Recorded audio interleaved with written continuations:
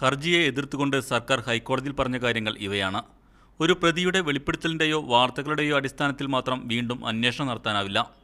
കേസിലെ പ്രതി ധർമ്മരാജൻ നടത്തിയ വെളിപ്പെടുത്തലുകളെ തുടർന്ന് പി.ജെ. കുര്യനെതിരെ അന്വേഷണം നടത്തണമെന്നാവശ്യപ്പെട്ട് പെൺകുട്ടി നൽകിയ ഹർജി തൊടുപുഴ സെഷൻസ് കോടതി നേരത്തെ തള്ളിയിരുന്നു.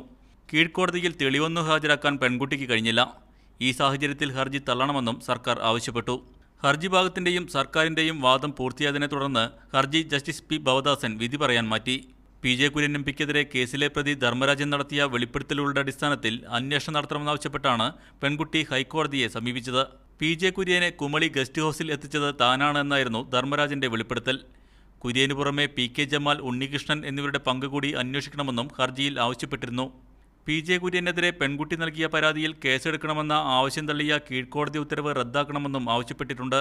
നേരത്തെ സമാനമായ മറ്റൊരു ഹർജി പരിഗണിക്കുന്നതിനിടെ പെൺകുട്ടിക്കെതിരെ കോടതിയുടെ ഭാഗത്തുനിന്ന് ചില പരാമർശങ്ങളുണ്ടായിരുന്നു.